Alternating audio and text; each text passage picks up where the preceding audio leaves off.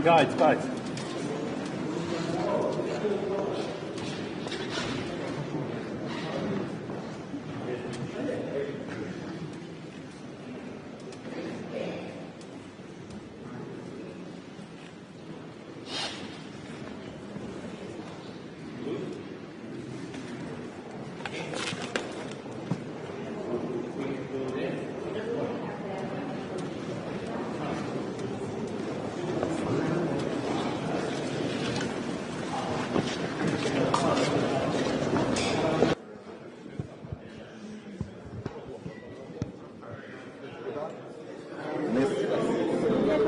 Шановні пані та панове, їх високоповажності президент України Володимир Зеленський, президент Французької Республіки Еммануель Макрон, прем'єр-міністр Великої Британії Кір Стармер, федеральний канцлер Німеччини Фрідріх Мерц, прем'єр-міністр Республіки Польща Дональд Туск.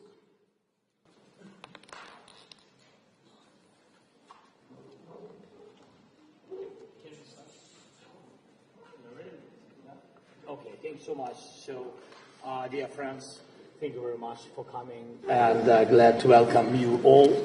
Thank you, and we are continuing to build our coalition of the willing, a coalition for security. We just started, we had first part of our conversation, it was very productive, we'll share it a little bit later with press. Dear Emmanuel, dear Keir, dear Frederick, dear Donald, dear ladies and gentlemen, I'm glad to welcome you to Ukraine. Today we are having the meeting of the Coalition of Willing right here in our capital in Kiev. We'll be working in two formats, both offline and online, and I'm pleased to welcome the following leaders online. Presidents of Finland, Lithuania, European Council, European Commission, Romania, Prime Ministers of Belgium, Bulgaria, Canada, Czechia, Denmark, Estonia, Greece, Ireland, Italy, Latvia, Luxembourg, New Zealand, Norway, Slovenia, Sweden, and also we have today the Secretary General of NATO, the Deputy Prime Ministers of Australia and Croatia, and the Ministers of Foreign Affairs, Iceland, Portugal, Spain, and Turkey. Thank you all for standing with us. So today we'll focus on how to build and guarantee real and lasting security. Key points: 30-day ceasefire backed with sanctions, pressure, strengthening Ukraine's air defense and increasing international defense support for Ukraine, including the investment in Ukrainian defense production, security guarantees and contingents, and of course we'll discuss our unity with the United States and backstop. Dear friends, there's no need today to explain the whole situation in detail. Everyone understands what's happening and what needs to be done. Ukraine is ready to move toward peace quickly and constructively. We accept the American proposal for a full and unconditional ceasefire. In fact, we ourselves are proposing it. Russia, as of now, is rejecting even a ceasefire, and if they refuse something as basic as that, it means they don't want to end the war at all. And Putin has made a fake calm just for the time of the May 9th parade, while the attacks on the front line continue. And Russian assaults are ongoing. They haven't stopped using air bombs against our front-line positions and border communities. But there were no air raid allures, which only proves, again, when Moscow wants not to kill, they can stop. Our task together is to make Moscow stop, and for that we need unity and strong pressure on Russia, pressure so serious that peace becomes their only option. I'm grateful for the sanctions that are in place, and getting stronger sanctions should target the core of this war. Next, we need to keep working closely with the United States now and secure a long-term security backstop from them. And this is completely doable. And I'm grateful to everyone helping us move forward on this. We'll discuss this today, and I also thank all of you who are helping make possible the new security architecture. And one more thing, we must not slow down on strengthening defense in every day and every way. The key is tech advantage and enough production. It's crucial to keep investing in Ukraine. This is how we develop our joint arsenal. And it's also important that every one of your countries gets stronger, not only armies, but also the ability to defend infrastructure, energy systems, transport, financial institutions. We must leave no weak spots so that Russia feels it has to play by the rules. Thank you for your support, dear friends. Now I give floor to the co-chairs of the coalition of the Willings, the Prime Ministers of the United Kingdom, and then President of France, then Chancellor of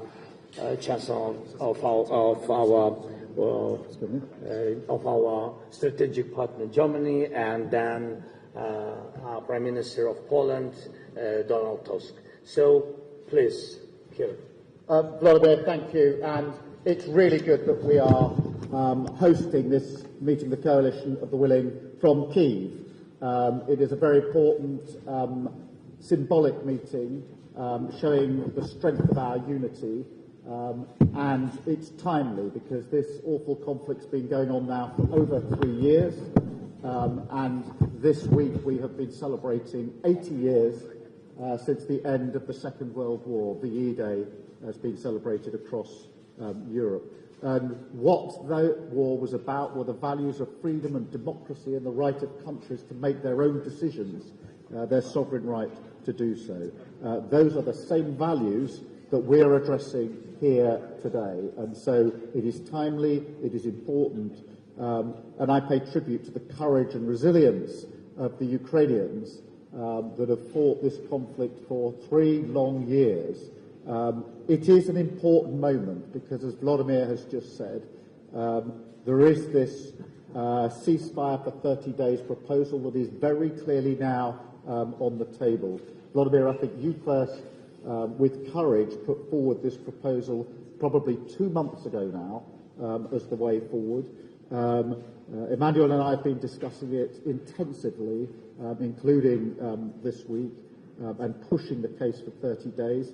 Other allies in Europe have joined that, and of course the US position is now absolutely clear. So we have unity in relation to the proposal for a 30-day unconditional ceasefire. That is a really important moment in this conflict that we should focus on in this meeting of the Coalition of the Willing, and remind ourselves that only one country started this illegal conflict, and that was Russia and Putin, and only one country stands in the way of resolving this peacefully, and that is Russia and Putin. And Vladimir and the Ukrainian people, we stood with you in resisting Putin's aggression, and we must now stand with you in the fight for peace. Putin has, in the last few hours, sought to put conditions on a ceasefire. It's really important that we make clear an unconditional ceasefire is a ceasefire without conditions, and we reject the imposition of conditions, and we need to be really clear about that. It is for Russia, it's for Putin to come to the table for a 30-day unconditional ceasefire, and there must be clear sanctions if he fails to do so. There is real unity on that. We need to be clear that that is one of the main outcomes we want from this meeting of the Coalition of the Willing here this morning. Vladimir, you have our support in the fight that you have. You have our support in the fight for peace as we go forward. Thank you. Thank you very much. Please.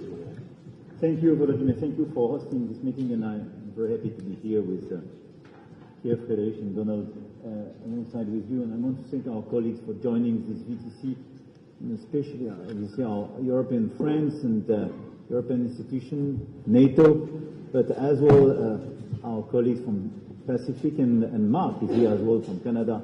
It's very early in the morning for him, and it's great to have all of you here in this coalition of the Willing, and I think this is a very important message indeed.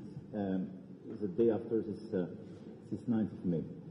I fully concur with both of you, and I just wanted to insist on a few points. The first, I think our common objective is to secure this unconditional ceasefire for 30 days. Initially, it was a proposal made by the US. You made the move, and I think it was very bold, as Keir mentioned, in Jeddah, beginning of March. And it was reiterated 2 days ago by President Trump in a very clear message.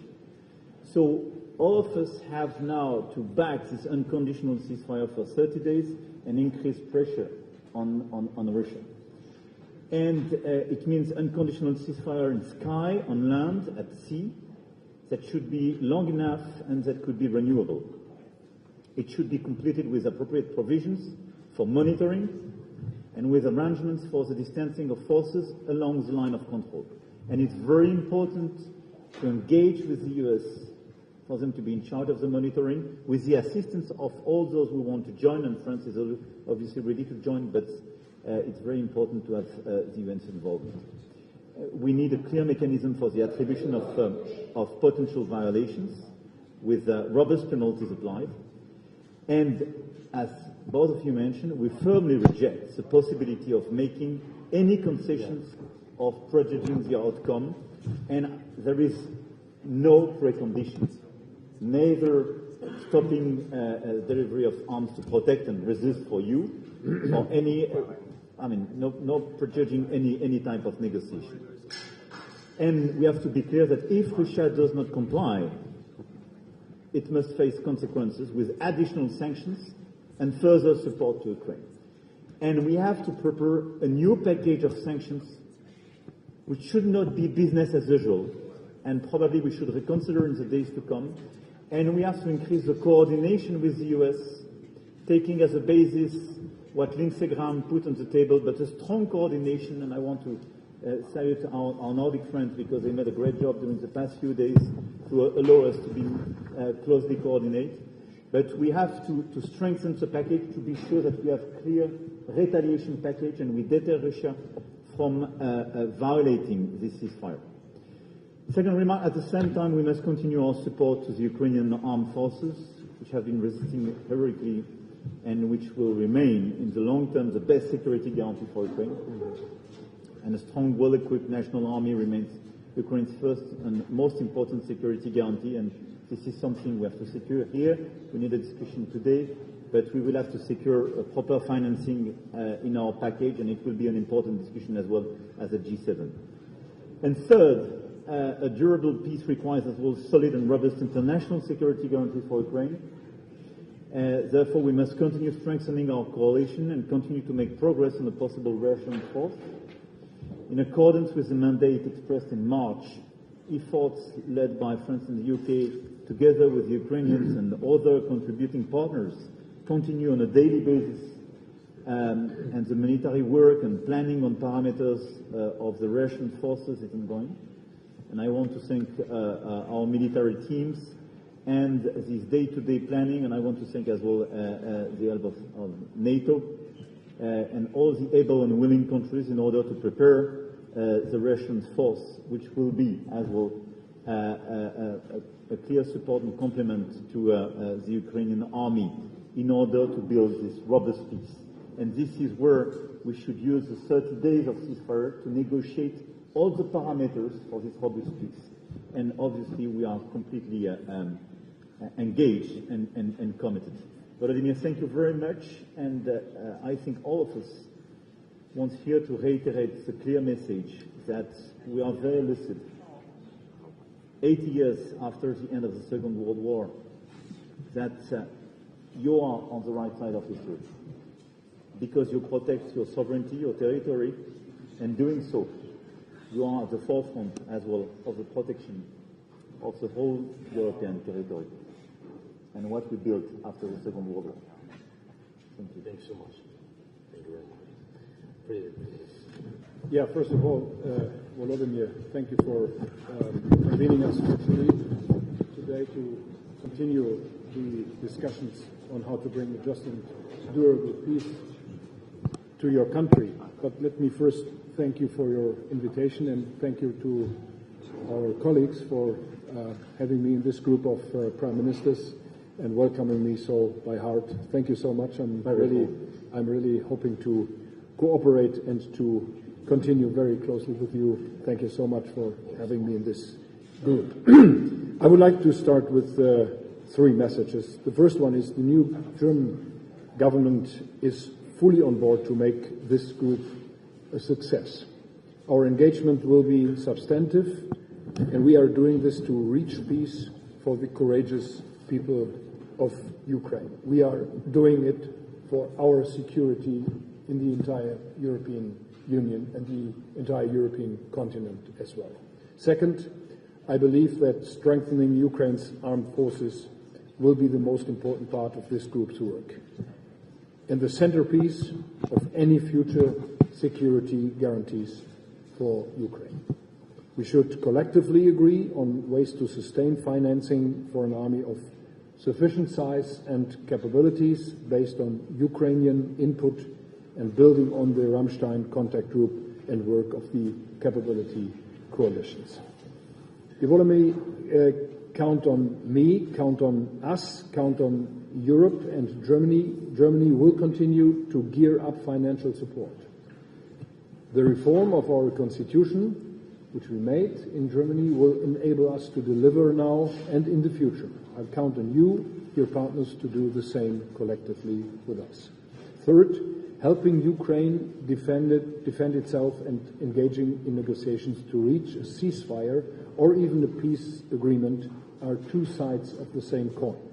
This is why I will work hard with Keir and Emmanuel and Donald together to continue engage the United States and bring Russia to the negotiation table, always with Ukraine, never without. A word on the negotiation process. A full and unconditional ceasefire in the sky, on land, and at sea would be a starting point. We should now build on the negotiations between the United States, Ukraine, and E3 in Paris and London. We should work on two strands. First, hammer out modalities of a ceasefire, and second, define key elements of a framework agreement for peace negotiations. However, we know Putin's goal is to procrastinate and not make substantive concessions. It is therefore essential that we keep the United States on board and convince President Trump. Ukraine is not the problem. It is extremely constructive. It is Russia that does not move unless we increase pressure. Putting pressure on Russia means strengthening Ukraine. We will need to do this for a long time if the war continues. It will be the right thing to secure a ceasefire or peace. I'm happy to join forces with all of you in this important work for peace in Ukraine and security in Europe. And Emmanuel, you mentioned 80 years of peace and freedom in our part of Europe. It's not yours, it's our part of Europe. This is our obligation to continue our work on peace and freedom in this part of the European continent as well. So we are committed, we are here, and we are ready. Thank you very much. Thank you. Thank you very much for the invitation. It's our privilege to be here today with you. And what we need today is maybe not another speech, because I support everything what my partners just said. It's obvious we are here to show our unity, and this unity is not an abstractive slogan, it's something real. And unity means also solidarity. And solidarity means readiness to sacrifice something. And we are here also to demonstrate that Europe, our countries, the whole West, that we are ready to sacrifice a lot to support you. Because your fight is our fight.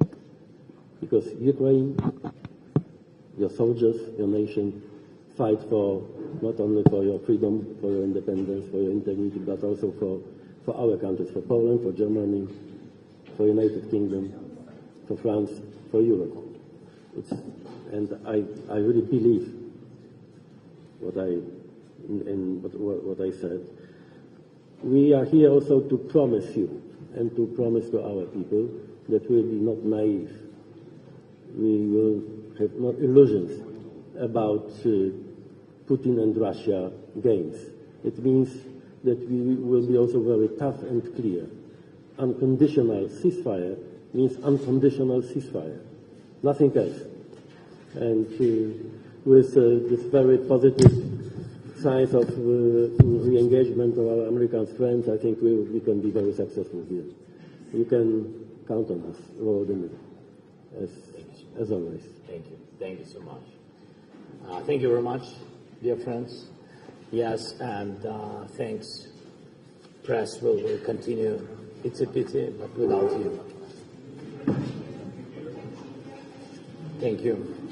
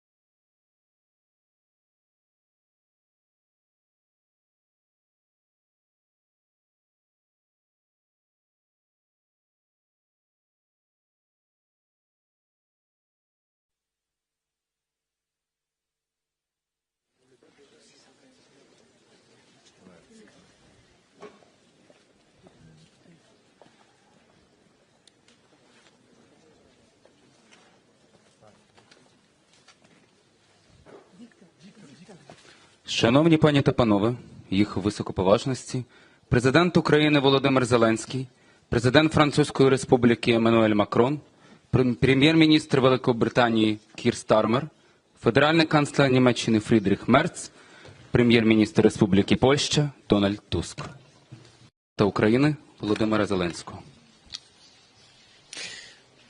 Дуже дякую.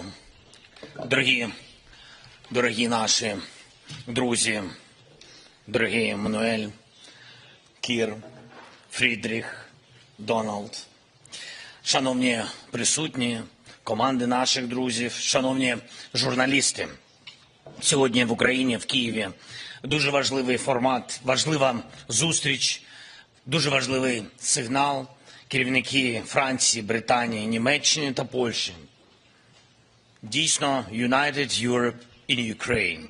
Саме так у єдності, саме так об'єднуючи інших, ми робимо все, щоб наблизити реальний мир, гарантувати безпеку довгостроково. В 5 Євросоюзу і НАТО, more countries, European Union and NATO online, we've been discussing what's needed as soon as possible for peace.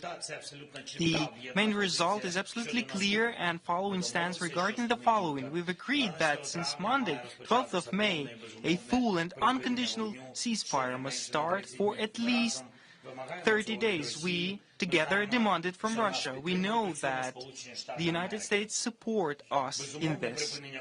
The unconditional ceasefire means no conditions. An attempt to put any conditions is signaling intention to drag out the war and undermine diplomacy. The ceasefire must be comprehensive in the air, at sea, and on land. To ensure the monitoring of ceasefire is absolutely possible. This is truly feasible in coordination with the United States of America. Ceasefire should last 30 days to give diplomacy a real chance. During this time, the work will be concentrated on defining security, political, and humanitarian basis for peace. We welcome that the demand to ceasefire and transfer to the substantial diplomacy is supported not only by Europe, but also by the United States, who suggested it, who were the first to suggest it, by the way, during the meeting in Saudi Arabia. We've agreed that a clear priority is to strengthen the defensive forces of Ukraine as the main guarantee of sovereignty and security for Ukraine. The key element of security guarantees must be a contingent of support. Shall Russia refuse from full and unconditional ceasefire, sanctions must be used. Sanctions must be strengthened against its energy sector and banking system. There is a preparation ongoing of the 17th sanctions package of the EU, and it will be well coordinated with the UK, Norway, and the US sanctions. We welcome today's signal of Canada regarding strengthening sanctions on their end. We've also agreed to continue work on efficient usage of frozen Russian assets and to discuss it on the next G7 summit. We've agreed to further strengthen Ukrainian defense, in particular Ukrainian army. This includes financing the resilience of our defense and investments into producing weapons in Ukraine, in joint projects, and in European countries. I'd like to particularly mention that we are working on various levels with the United States of America, and Ukraine has very productive dialogue with President Trump and the connection with the team, and we are grateful for that, and we thank the teams of the leaders and all those present here who are personally working and in constant touch with the United States of America. The partners are in permanent communication with Washington. We've just spoken together with the President Trump, and we have agreed our joint view, our further steps. A full and unconditional ceasefire is much needed. The accountability for refusal is needed. We can together lay the foundation for peace, and I thank everybody who supports the dignified end to this war. Once again, I thank President Macron, thank you, Keir, thank you, Friedrich, thank you, Donald, and all our partners who were together with us online today. Glory to Ukraine. Заява президента Французької Республіки Еммануеля Макрона. Statement by the President of France, Emmanuel Macron. Thank you, Mr. President. Dear Volodymyr, for hosting us. I can tell that you're hosting us.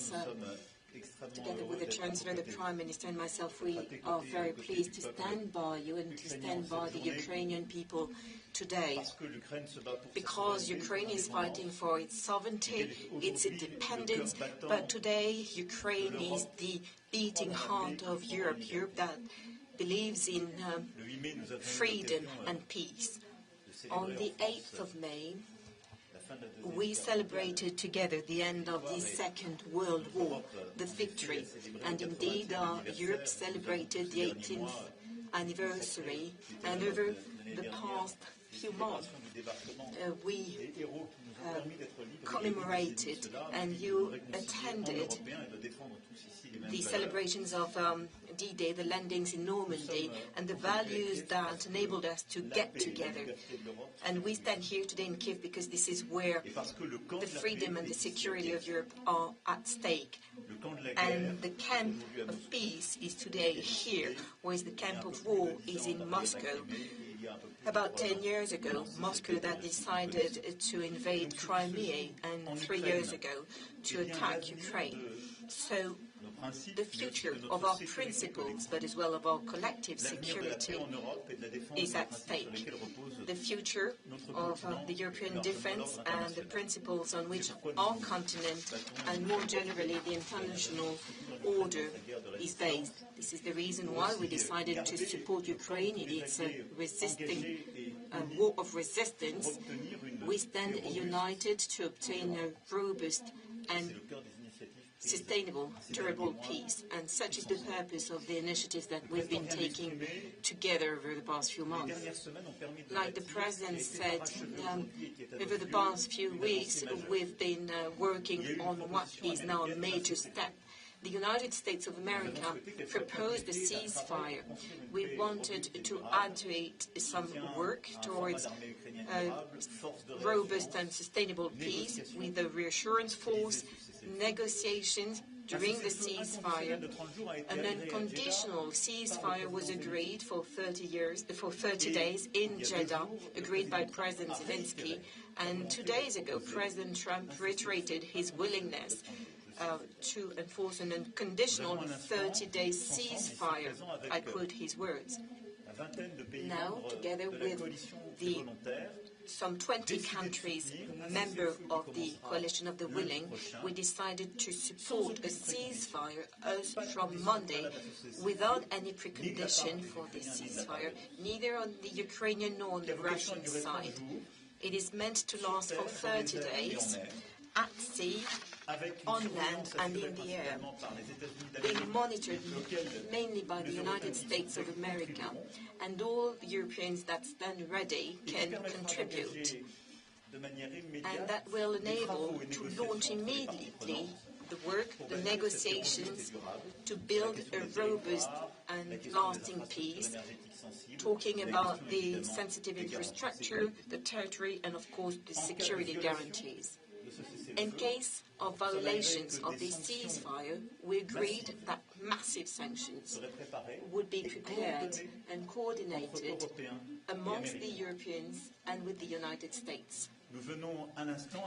We, a few minutes ago, at the end of the meeting of the Coalition of the Willing, we talked to President Trump, first of all, to report on our work, also to thank him for the initiative that he took a few months ago already, and to agree on all the relevant terms, as is the case.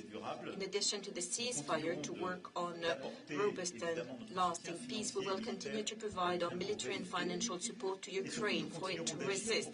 And most importantly, we will continue to act for Ukraine to enjoy some robust guarantees with equipment to deter any new attack, with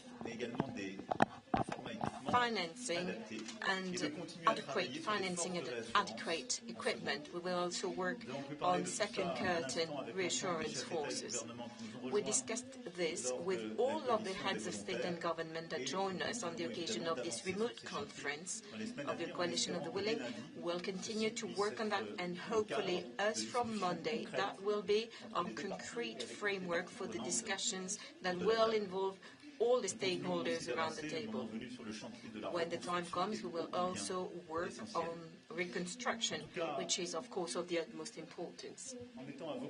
In any case, by standing by you, being with you here today, Mr. President, dear Volodymyr, we're not here just to continue commemorating, but also to say, to affirm that on this 10th of May we stand fully by your side, to tell once again to the Ukrainian people that we will never abandon it, and that we will fight for peace.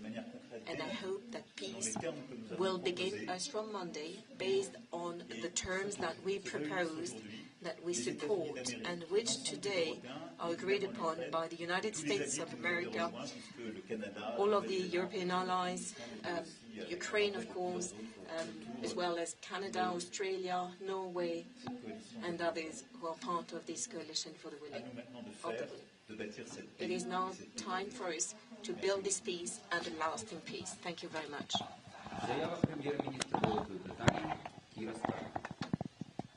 Thank you, Volodymyr. Friends, it's a real pleasure to be here in Kyiv with you all, with Emmanuel, with Friedrich, and with Donald.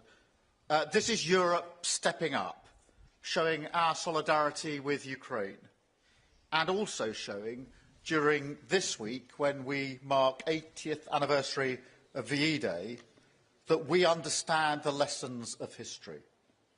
The lesson that any veteran of Normandy, of North Africa, or any other campaign will tell you, but that Putin has not yet grasped.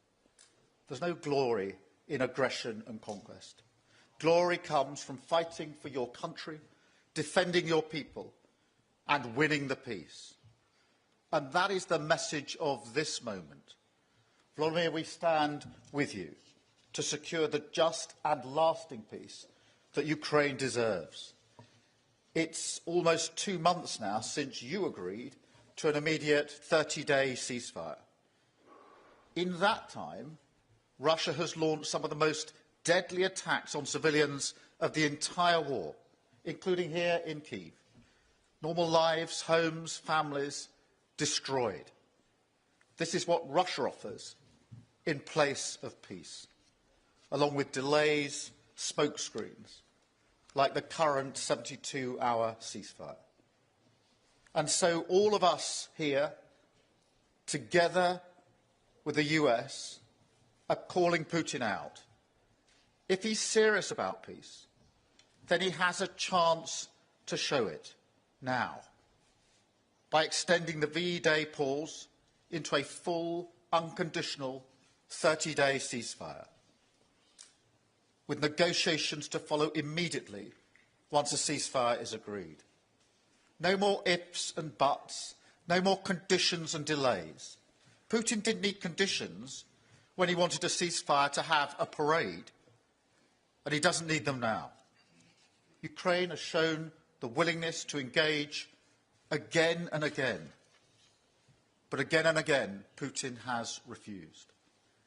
So we are clear, all 5 leaders here, all the leaders on the meeting we just had with the Coalition of the Willing, an unconditional ceasefire, rejecting Putin's conditions, and clear that if he turns his back on peace, we will respond, working with President Trump, with all our partners. We will ramp up sanctions and increase our military aid for Ukraine's defence to pressure Russia back to the table. And that's what we've been discussing today, as well as securing Ukraine's future for the longer term, convening the latest meeting of the Coalition of the Willing, with partners joining virtually from around Europe and across the world, lining up to support Ukraine's future strength and security, discussing operational plans and making concrete commitments of support across land, air and sea. We want to help Ukraine look to the future with confidence. So we're working to boost Ukraine's economy, and as a vital step, I'm pleased that UK experts have been on the ground leading work to support the resumption of flights into Ukraine once a ceasefire is achieved. It will take time, but this will be a huge moment in reconnecting Ukraine's economy, boosting investor confidence, and helping to reunite families separated by this war. Ukraine secure and thriving. That is what we all want to see. With our 100-year partnership, the critical minerals deal with the US, and our coalition of the willing, we are building the framework for peace in Ukraine, to support a better future for the Ukrainian people, and to pledge once again, in all our interests, and on this anniversary, that aggression will never prevail on our continent. Thank you. Заява федерального канцлера Німеччини Фрідріха Мерца. Statement by Federal Chancellor of Germany Friedrich Merz. Volodymyr, colleagues, Emmanuel Macron, Keir Starmer, Donald Tusk, ladies and gentlemen. This week that has now come to an end, we met at different places in the world. We commemorated the end of the Second World War in different places, a war that was started by Germany, my country, only a few years after the end of the Second World War, and not least, thanks to the United States of America, France, the UK, and many others, was given the opportunity to come back to the circle of civilized nations.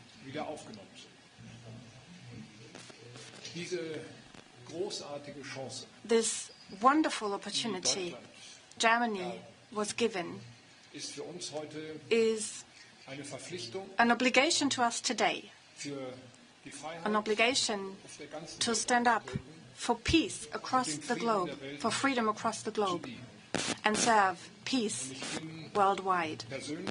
I personally, at the end of this week, am also very moved that as Federal Chancellor of the Federal Republic of Germany, I am allowed to stand here with you in this circle and together with the Polish Prime Minister, the British Prime Minister, and the French President, and the Polish Prime Minister, to stand with our friend and partner, Volodymyr Zelensky, President of Ukraine, and not only express our full solidarity and support, but also in this very difficult situation of a war that has been going on for more than 3 years, on an almost historic day, to say we stand firmly by the side of Ukraine, and we will continue to do so. We know about the fate of your people. We know that every day on Ukrainian soil, people are dying. Innocent civilians, women, children, elderly people, but also soldiers. Soldiers on both sides. Not only Ukrainian soldiers, also Russian soldiers. This is why I would like to tell you that with our presence here today, we are sending out a very strong message of our determination to do everything we can to end this war as soon as possible, and do everything we can, the 5 of us who are standing here, 4 partners of Ukraine, every contribution we can make and we have to make. This war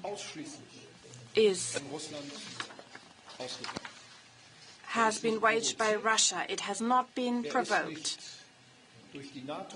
It has not been launched by NATO or the European Union or democracy. This war exclusively was caused by Russia. It is an illegal war of aggression. Today, Germany, France, Poland, and the United Kingdom and Ukraine met, and we have prepared that meeting well. We all spoke to the American president before our meeting, and immediately after our meeting today, we informed him personally. We are grateful to the American president that he fully supports our initiative, he shares our initiative, and he is engaged in this initiative with us. We are all working towards Russia to finally agree to a longer ceasefire instead of coming up with new preconditions again and again. With President Zelensky, we discussed today what the next steps can look like towards the war, the path towards real peace. The next step needs to go beyond the ceasefire of this weekend, a 30-day ceasefire starting on Monday next week, without conditions, that is fully respected by Russia, without conditions. And it needs to be clear, if Russia denies this ceasefire, that would be the basis for negotiations that could start immediately, we will continue to defend Ukraine and we will continue to ratchet up pressure on Russia. This, too, is part of this day. Almost all members of the European Union and a big coalition of the willing across the globe is determined to impose these sanctions if our initiative of this weekend were to fail. This initiative is an initiative we take because of our common responsibility, our common history, and I would like to reiterate it once again. It's not only an honor, it is an obligation for Germany and the new federal government, as it was perceived by the former government also. It is a privilege to be here to support every initiative to make sure that this war in Europe, it is taking place in Europe, that this war in Europe ends as soon as possible. We have an opportunity to do that, and if that war ends, we, together with Ukraine, with NATO, with the European Union, will make sure this peace lasts so that Ukraine can prosper in freedom, in security, and in a democracy. Thank you very much. Заява прем'єр-міністра Республіки Польща. Statement by Prime Minister of the Republic of Poland, Donald Tusk.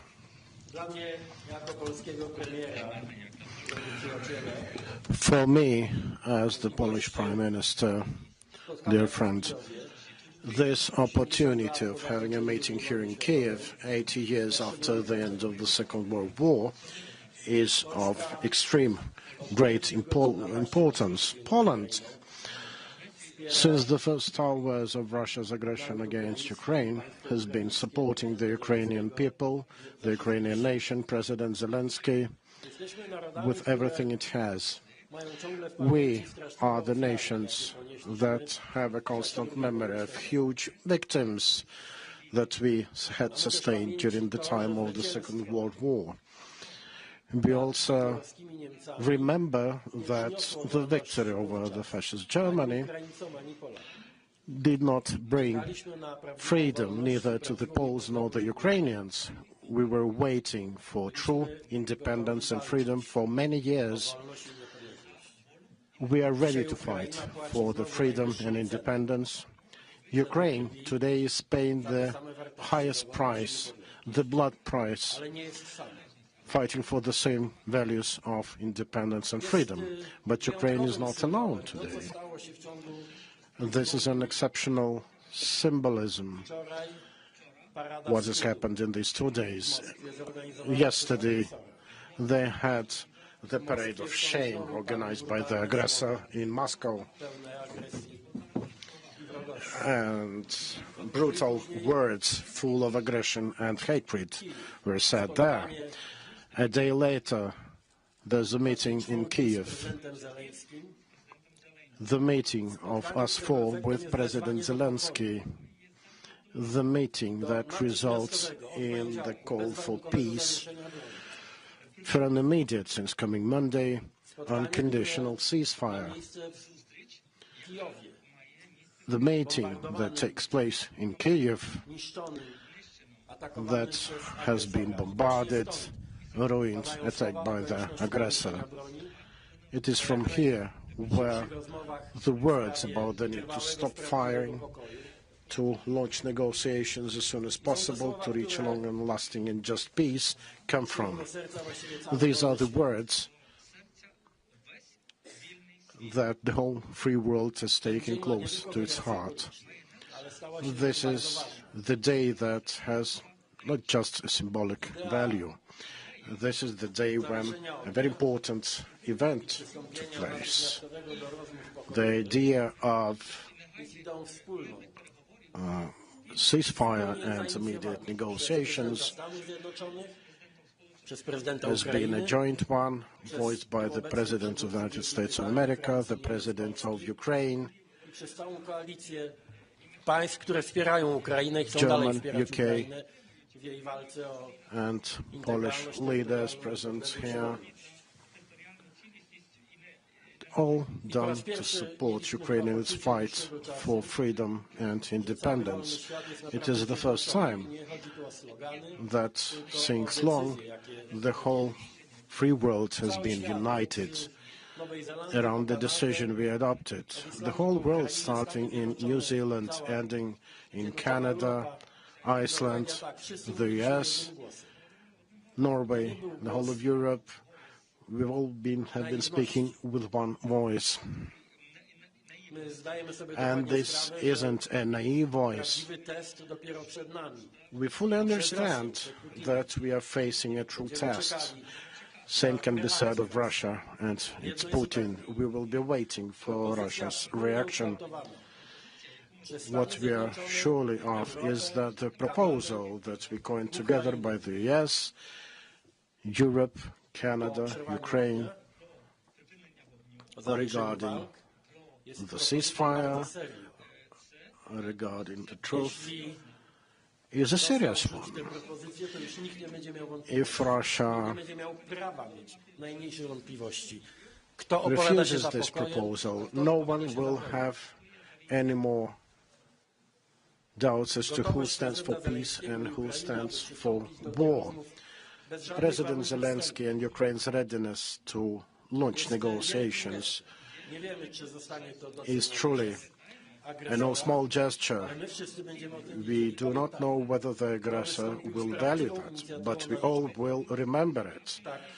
We will all know who initiated this true initiative of peace in these remarkable days. Mr. President, I would really like to see that since this day we remain as united as we are today. The commitment, the engagement of all the Western nations, of all the nations for whom freedom is of supreme value, the engagement in this strive for just and lasting peace. This is what is important. All the participants in the meeting have confirmed that. It has also been confirmed by President Trump during the phone call. This proposal of an unconditional ceasefire, also to launch immediate negotiations afterwards, if it is left without reaction, if it's about double play, it will result in the ratcheted up sanctions and the world further uniting over and around Ukraine.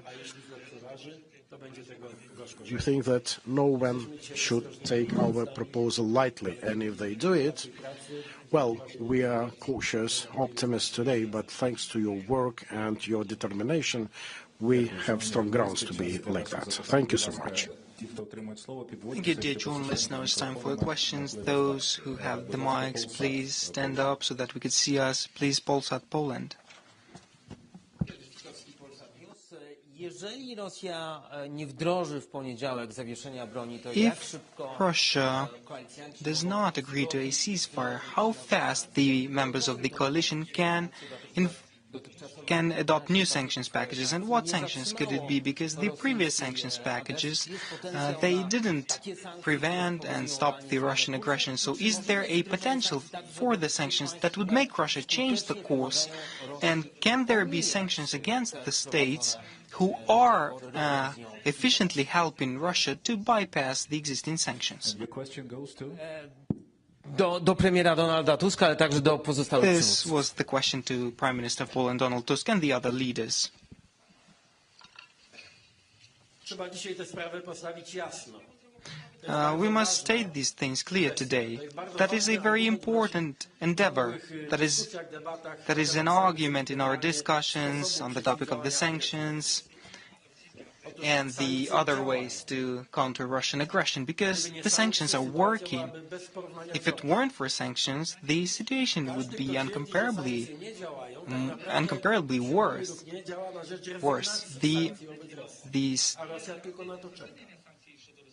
The Russia is actively waiting for the sanctions to be lifted, but Ukraine is defending thanks to the courage of its warriors. But we also know that the aid that is that is incoming to Ukraine from the United States, as well as the policy of sanctions, they have given the results, and they made the Russia's victory in the war impossible, which is why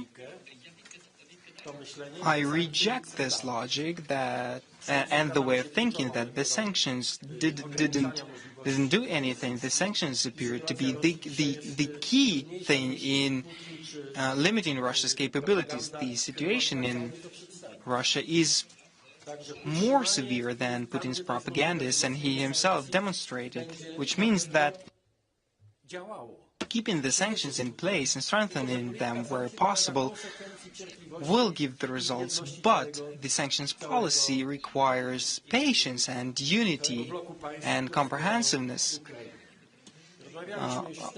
among the states who support Ukraine. We've discussed before with the US about the various sorts of sanctions. Maybe the colleagues will mention it more in depth, but for us the most important thing is that the decision on the readiness to make the sanctions tougher was a United States of all the states, the United States of America, the members of the Coalition of the Willing, as well as all those present here. I devote great attention to this statement. I've not seen such unity for quite some time, and that means that the sanctions cost a lot. And the sanctions cost a lot for us, and that is not an easy decision. But the fact that we have approved such a decision and publicly announced it means that this is no joke. If Russia rejects this proposal, they will be met with new wave of sanctions. Okay, the next question, please, by DPA here in the second row. Vielen Dank. Michael Fischer, Deutsche Presseagentur. Thank you so much, Michael Fischer. As the nach seinem Amtsantritt in die Ukraine gereist. DPA, German press agency, the Federal Chancellor. Now it's working, I'm sorry. Michael Fischer, German press agency. President Zelensky. Germany has a new federal chancellor. Friedrich Merz traveled to Ukraine only 4 days after taking office. What do you expect from the new federal government? Do you expect it to deliver the cruise missiles Taurus that you've asked for so long? Do you hope for Germany regarding the invitation of Ukraine to join NATO? Do you expect Germany to be more open to such an invitation? And these are my main question. And a question to the Chancellor. Mr. Chancellor, what will you do differently from your predecessor in terms of policy regarding Ukraine? When you were here last time in December, you were leader of the opposition. You clearly said you might deliver Taurus. Now you're Federal Chancellor. Do you think differently about this now? And would you be willing, in case of a ceasefire, to send troops on the ground to Ukraine?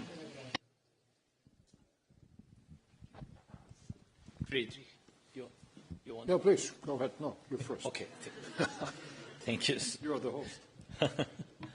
Thank you so much. First and foremost, I'd like to express my gratitude personally to Friedrich, that it's been really 4 days since he's been in office, and he found the opportunity to support Ukraine together with the friendly countries to come here. This is a serious signal, and I think we all feel that. What else can be said here? I think that with his visit, he commanded it all, that Germany will be with Ukraine as long as it takes, even after the war, because we count very much on German specialists and German business that will play an active part in Ukraine's recovery. We've started to discuss these things with the Chancellor, with Friedrich. As I expressed my gratitude that he came here. We've also spoken on the phone about also our strengthening of our defenses. You know that we need air defense. Germany was very helpful with air defense systems Patriot and with IRIS-T systems. I wouldn't want to speak publicly now about the quantity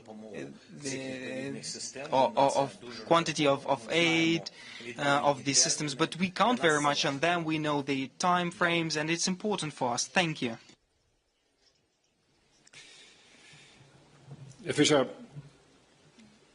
Mr. Fischer, I stand in a certain continuity with the former federal government. Over the last 3.5 years, we've taken many decisions together. We also, at the beginning of the war, shortly after the beginning in April 2022, we've jointly suggested a motion to the German Bundestag. I was one of the first politicians in Germany to travel to Ukraine on the 1st and 2nd of May 2022, and we've always said that we want to support Ukraine, that we have to support Ukraine, not only because it's in Ukraine's interest, but also because it is in our common European interest. This war puts at risk not only the territorial integrity of Ukraine. This war attempts to destroy the entire political order of Europe. This is why we stand by Ukraine's side. The scope of what we do is something that we will, in the future, discuss even more closely with our partners and the Coalition of the Willing. And the fact that I'm here today should illustrate to all of you that this format, E3, and wherever possible, together with Poland, I will do everything I can to make sure that we assume a leadership role as these 4 countries. The measures we will take together to end this war and the decisions we will take together in order to secure a possible peace in Ukraine is not a matter or a topic for public discussion. It will be discussed internally in this format together with the United States of America. I think it is of the highest importance that the United States of America remain engaged, remain committed, and what kind of reassurance in terms of security policy we could give to Ukraine, Ukraine that was able to sign a peace treaty, these are decisions that will be taken when the time is ready and that we will take together once the time has come. Наступне запитання, будь ласка, ITV, Велика Британія, перший ряд. ITV, United Kingdom, the first row.